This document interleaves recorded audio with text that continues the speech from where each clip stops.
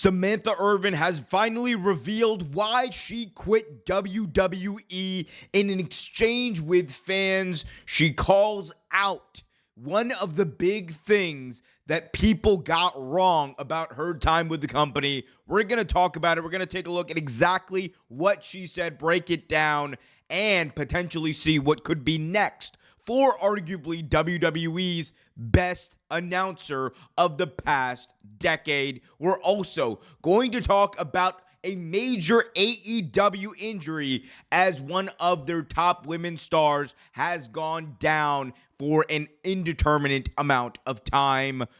Before we get into any of that, though, be sure to smash that thumbs up, subscribe, and hit that notification bell so you get notified whenever a new video is released. And, of course, check out the tag in the description to get 10% off of a Ridge wallet before October 31st. More on that later. Right now, let's dive in to Samantha Irvin. So, obviously, Samantha Irvin left WWE earlier last week. It was kind of a bombshell announcement that happened, and later that day, it was revealed Lillian Garcia would return full-time to the company.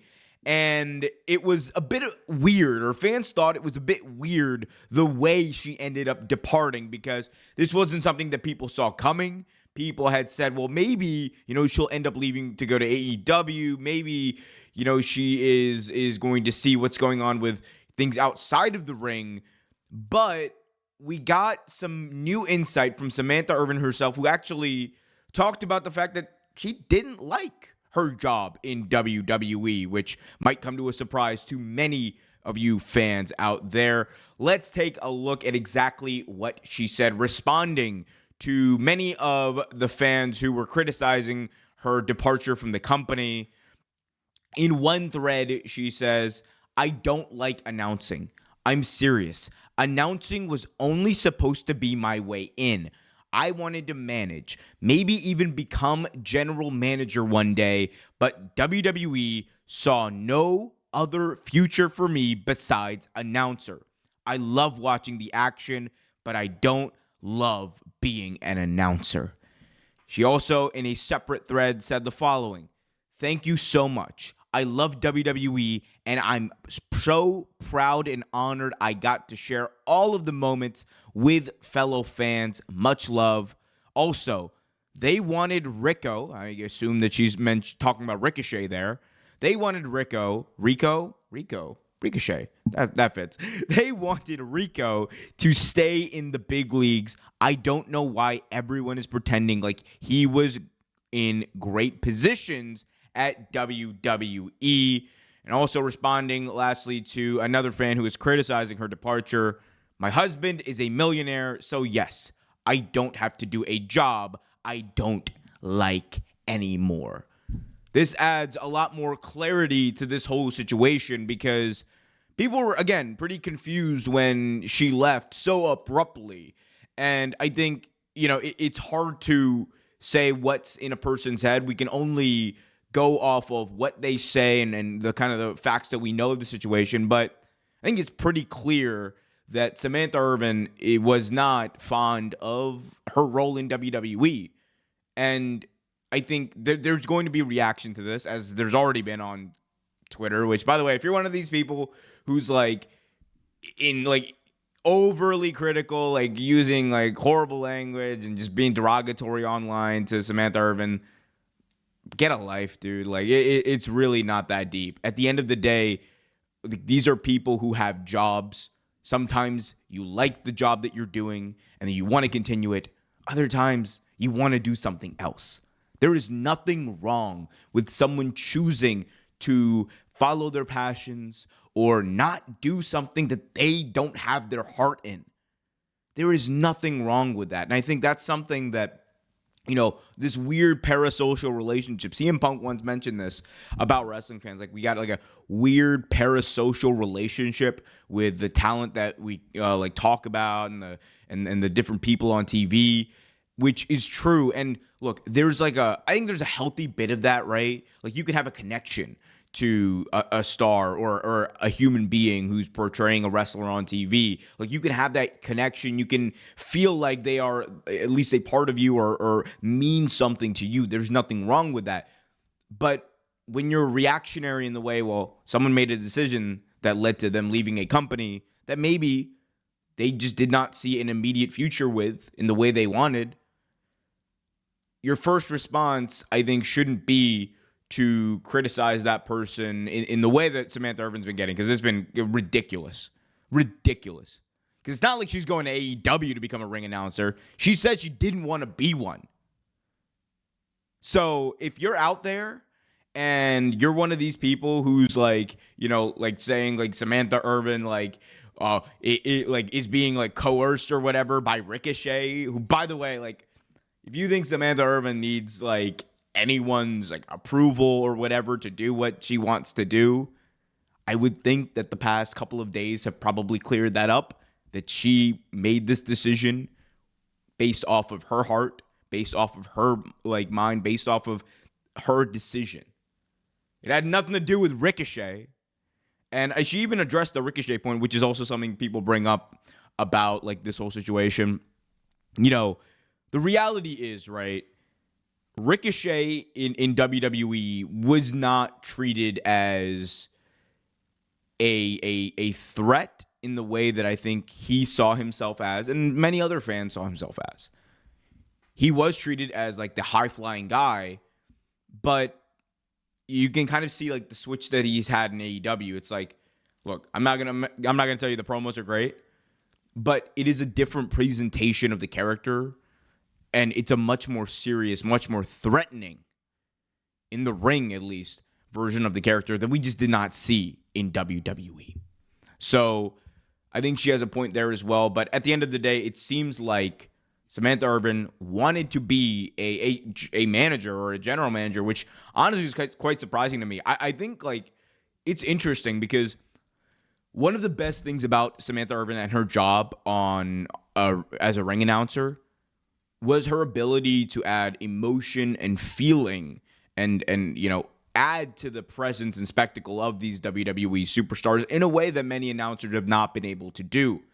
We've seen people like, you know, Justin Roberts, when he hits that John Cena, like it's different when, you know, Tony Chimmel has the rated R superstar. Like that stuff does add, but no one was able to do it on a level of Samantha Irvin. I think Samantha Irvin was able at least to do it to more stars. Like I think she had like most of the roster down. Like even like her little Chelsea Green, amazing.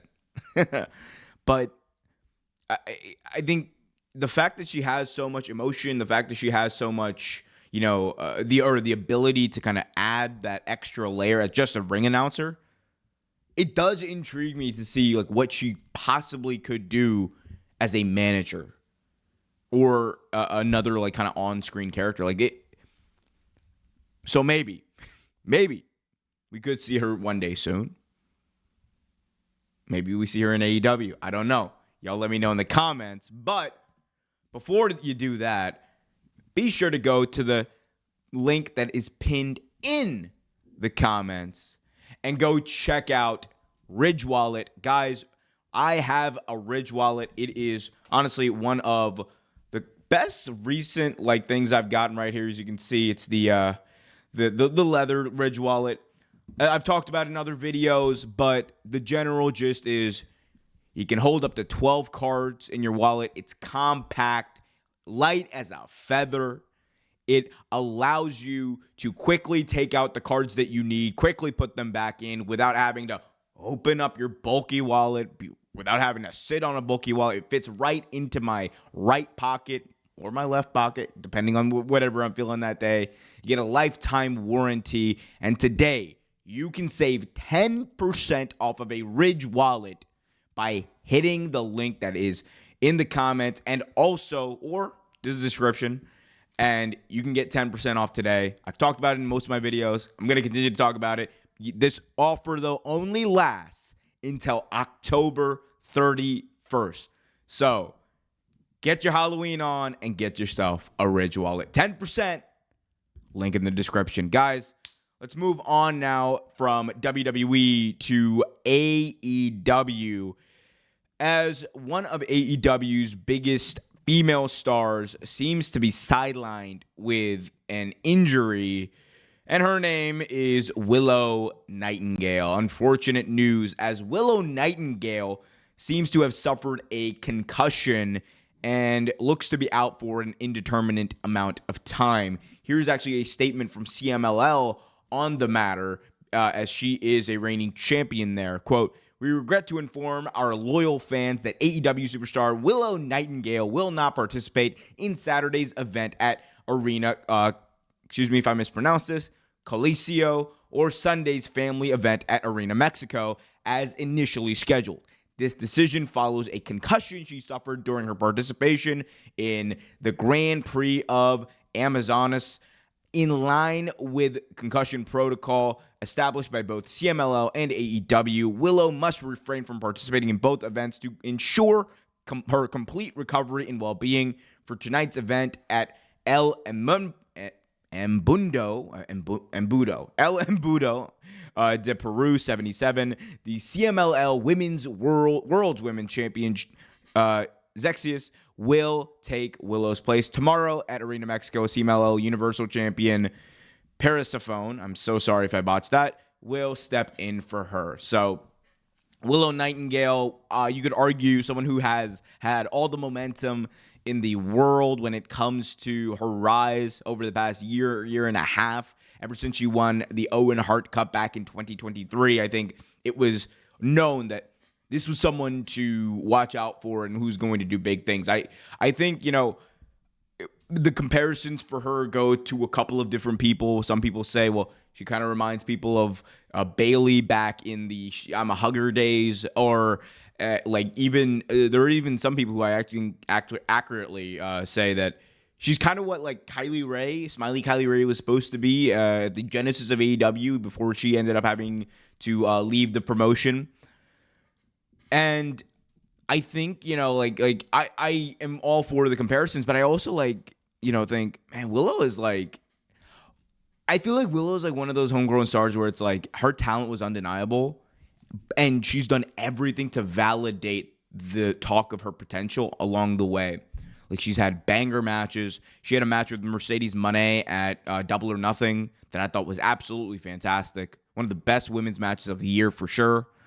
And she also is genuinely a lovable babyface character. When she comes out, doesn't matter if there's 50,000 people or there's 5,000 people or whatever in the arena.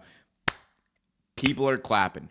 Everyone is clapping. Everyone is into what she's doing. She's over, and I think she's done a lot to establish herself. That's why I think this injury obviously is concerning to me. Not only, of course, from a health standpoint. Hopefully she gets well soon and she's able to get back in there and do what she does. But also from a momentum standpoint, Willow has benefited a lot in some ways by other unfortunate events. The Mercedes injury in 2023 that ended up leading to Willow becoming the New Japan Strong Women's Champion, the departure from CMLL of Stephanie Vaquer, which led to Willow actually becoming a champion there.